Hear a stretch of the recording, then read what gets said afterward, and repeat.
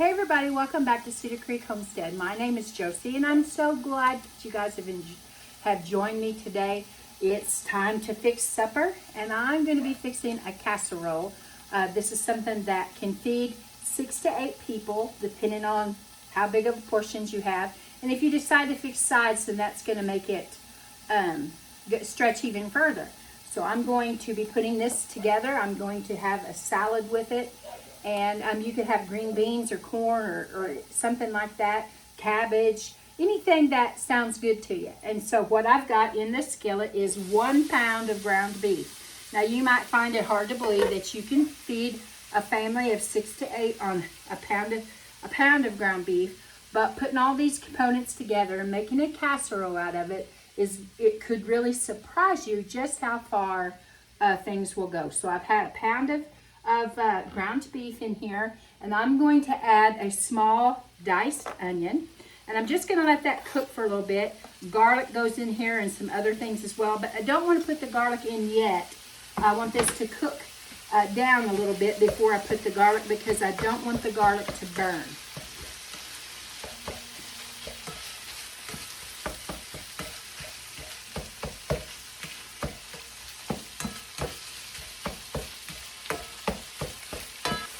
The recipe calls for 2 garlic cloves diced up. I've got this big jar of garlic that I'm just going to add it to the pan.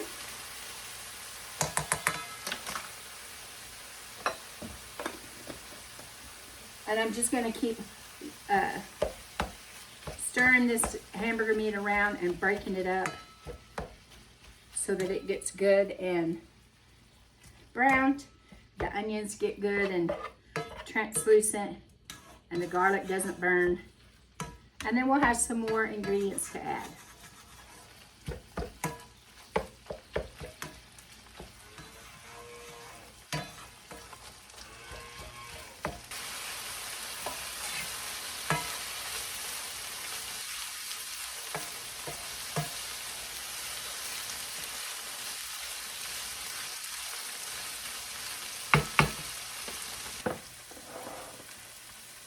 Now, while this hamburger and onions and garlic is finishing up browning and getting good and done, we're going to make the second component of this recipe. I have a block of cream cheese that's softened in this bowl, and I have, which is 8 ounces, I have 8 ounces of sour cream that I'm going to add to that. And I'm going to add a 1/2 cup of cheese to this. I'm just going to mix all of this together.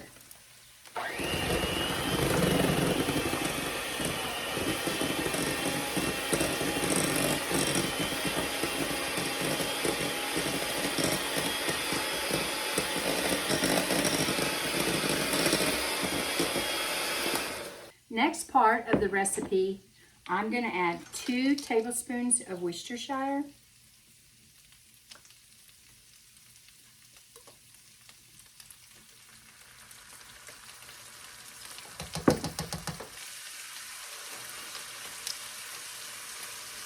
A tablespoon of paprika.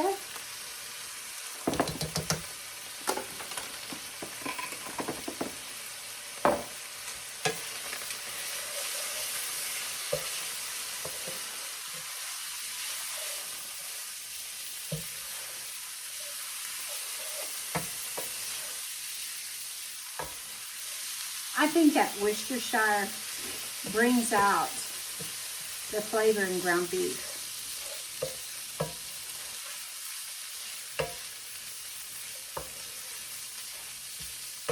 Got that. I'm making a mess all over this countertop. Okay, so we have that. I'm going to put in 1 can of tomato sauce. And the recipe calls for a can of diced tomatoes. And I am out, so I'm going to add another can.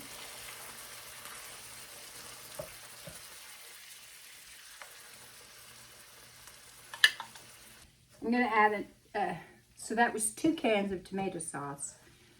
And I'm just going to get this all mixed together.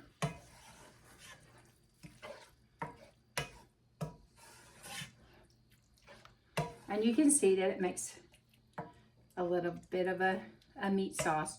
I suppose if you wanted to loosen this up a little bit, you could add a little bit of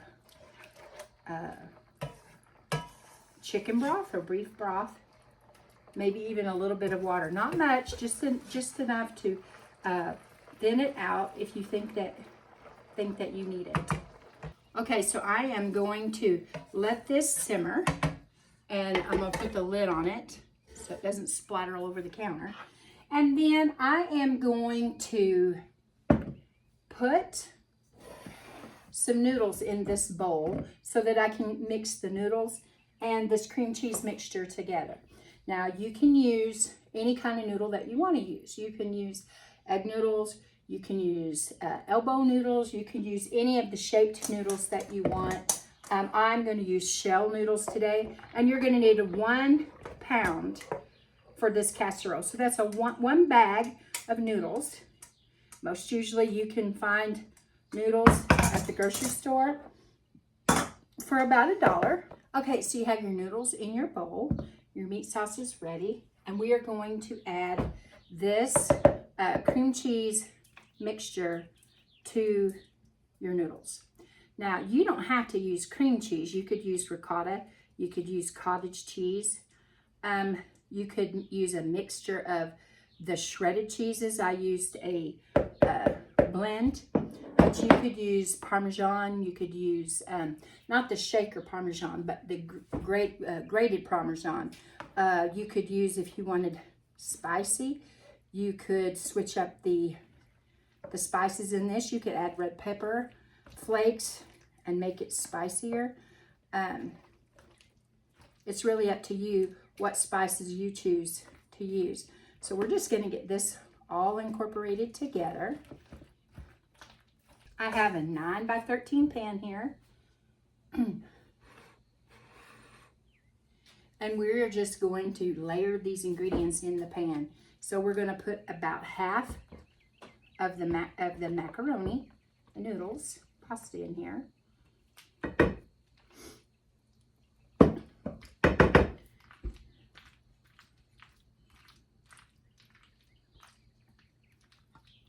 Get it all in there, a little bit more.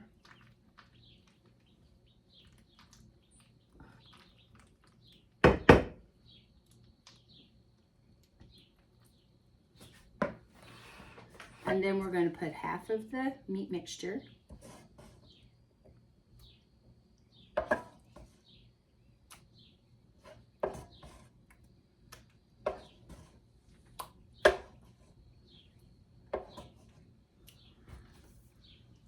You could make some garlic bread, your salad and sides.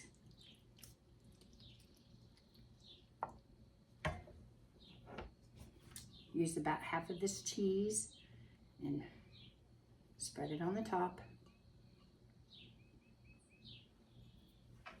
And then finish your layers. Go in with your last layer of pasta.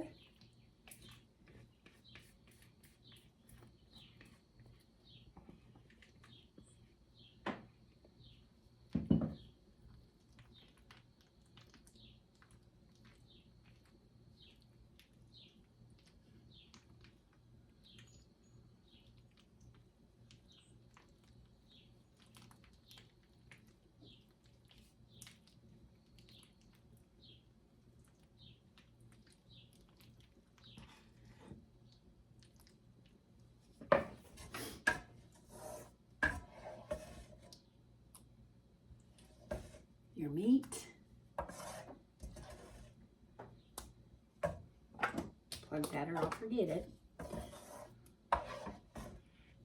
I think that a person, if they wanted to, you could, instead of doing the pasta sauce, the tomato sauce and the diced tomatoes, I think you could use a can of spaghetti sauce.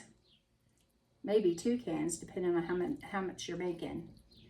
And that would be easy too. Your favorite home canned or store-bought, whichever one you prefer. So we know that the cheese is versatile, the pasta is versatile, the sauce is versatile, the spices are versatile. So really, you can play with this recipe and make it your own. I'm going to add just a little bit more cheese to the top of this, but you certainly don't have to. And now this is ready to go in a 350-degree oven for about 25 to 30 minutes, and you'll have a delicious meal. While this is baking, you can make your salad and decide which vegetable you want. And when this comes out of the oven, you'll be able to sit down and enjoy an evening meal with your family. Fresh out of the oven, it looks delicious. It smells really, really good. The combination of the cream cheese and the sour cream together and the other cheeses, along with the spaghetti sauce, marinara sauce type, adds a bit of tanginess to this. And it's just something that's really, really enjoyable. I'm gonna cut off, I'll scoop up a little bit of this and just kind of show you what it looks like. You can see that it's really cheesy, and it's gonna be really delicious. I would taste it, but it just took it out of the oven and it's molten hot. But I will enjoy it later. You can see that it cooked up beautifully, and this is a very full 9 by 13 casserole dish. I will be able to put this in little containers and put it in the freezer for freezer meals when I am working in the garden or doing other things, and I can just take something out and thaw it and have it for a quick meal. So I hope you guys give this a shot. Try it. Don't leave out the Worcestershire sauce. I think you'll be surprised at what it adds. Now, I did not add any salt to this recipe, but you are sure welcome to. Salt and pepper. I try to watch my salt, but you are free to add whatever. Like I said, red peppers or anything, and all the versatility that you could get with different noodles, with different cheeses, with a different combination. Trying ricotta with the sour cream versus the cream cheese, or even cottage cheese. It's really, really up to you. And this might even be good with chicken.